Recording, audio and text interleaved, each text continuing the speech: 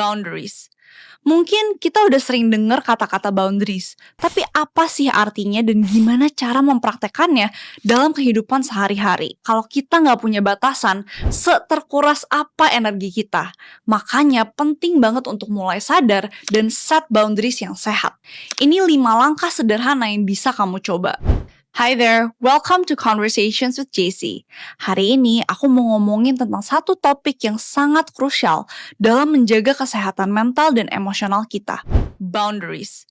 Mungkin kita udah sering dengar kata-kata boundaries, tapi apa sih artinya dan gimana cara mempraktekannya dalam kehidupan sehari-hari? Bayangin ada pagar nggak terlihat yang misahin halaman kamu sama tetangga.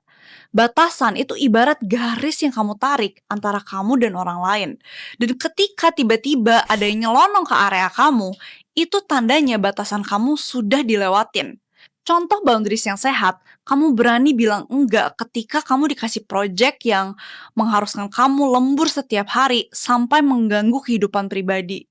Contoh boundaries yang gak sehat, kamu selalu bilang iya, walaupun akhirnya kamu merasa dimanfaatin, burnout, dan gak suka sama diri sendiri. Kalau kamu bisa relate dengan ini, mungkin ada beberapa boundariesmu yang harus diperbaiki. Ada beberapa jenis boundaries yang kita alami sehari-hari. Yang pertama adalah physical boundaries. Ini soal personal space.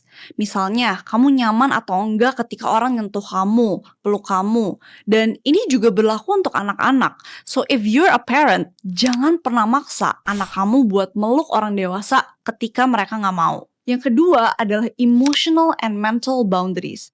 Kamu punya hak atas perasaan dan pikiran kamu.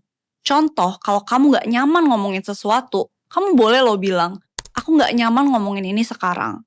Atau ketika ada perbedaan pendapat dan ada orang yang memaksakan pendapatnya ke kamu bisa bilang, aku menghargai pendapat kamu tapi aku punya pendapat lain. Yang ketiga adalah time boundaries. Waktu kamu berharga. Kalau kamu lagi butuh istirahat, gak apa-apa loh untuk bilang, maaf aku gak bisa hari ini. Yang keempat adalah spiritual boundaries atau keyakinan kamu yang gak seharusnya dipaksain orang lain. Yang terakhir adalah financial and material boundaries. Ini soal uang atau barang pribadi. Ingat, gak semua permintaan harus diiyain, apalagi kalau bikin kamu gak nyaman. Bisa bayangin gak kalau kita gak punya batasan, seterkuras apa energi kita? Makanya penting banget untuk mulai sadar dan set boundaries yang sehat. Sekarang, gimana caranya kita bisa punya boundaries yang sehat? Ini 5 langkah sederhana yang bisa kamu coba. Yang pertama, kenali batasanmu. Tanya dirimu sendiri, apa yang sering bikin kamu merasa capek, burnout, gak suka sama diri sendiri karena kamu selalu iyain? Itu tandanya udah lewat batas. Yang kedua, komunikasikan batasan itu dengan jelas. Contohnya, kalau kamu diajak teman kamu hangout dadakan dan kamu lagi capek, kamu bisa bilang, thank you ya udah invite aku, tapi aku lagi butuh me time nih. Atau misalnya kamu lagi teleponan sama temen dan udah malam, kamu bisa bilang, aku suka banget ngobrol sama kamu, tapi aku izin tidurnya dalam 20 menit soalnya udah malam. Contoh lain, kalau keluarga kamu ada yang pengen pinjam uang atau barang pribadi dan kamu gak nyaman, kamu bisa bilang, aku pengen banget bantu kamu, tapi untuk sekarang aku masih ada kebutuhan nih. Nah, kalau kamu tetap ingin membantu keluarga kamu misalnya, kamu bisa set angka yang kamu masih nyaman. Jadi kamu bisa bilang, tapi aku bisa pinjemin kamu segini, gimana? Tapi reminder juga, kalau kamu emang gak nyaman, kamu gak seharusnya merasa terpaksa untuk melewati batasanmu sendiri. Yang ketiga, punya template komunikasi.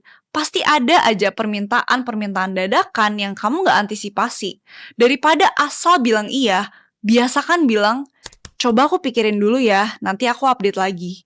Ini ngasih kamu waktu untuk ngecek kapasitasmu sebelum bilang iya. Oke, kita sekarang udah tahu batasan kita apa, cara mengkomunikasikannya, dan punya template komunikasi.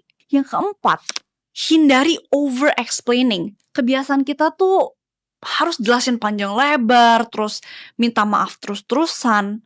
Please don't do this. Ketika kamu melakukan ini memberi signal bahwa kamu sendiri gak yakin sama batasan kamu. Dan ini akan membuat lebih sulit untuk orang lain menghargai batasanmu juga. Cukup bilang enggak dengan tegas dan sopan. Dan yang terakhir, be consistent. Jangan cuma set batasan sekali terus lupa. Karena semakin sering kita mengkomunikasikan batasan kita dengan jelas, semakin banyak orang juga yang bisa menghargai batasan kita. Dan pada akhirnya pasti banyak yang akan tidak nyaman ketika kamu mulai set batasan ini. Apalagi kalau kamu adalah seseorang yang terbiasa untuk selalu bilang iya. Tapi ingat, those who mind don't matter, and those who matter don't mind. Pada akhirnya, orang-orang yang sayang sama kamu akan peduli tentang well-being dan kesehatan mental kamu.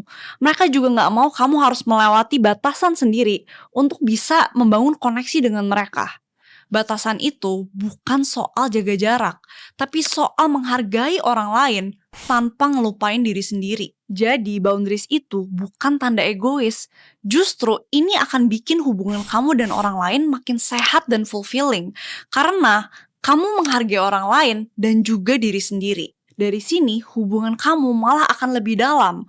Karena kamu akan lebih merasa dilihat dan dipahami.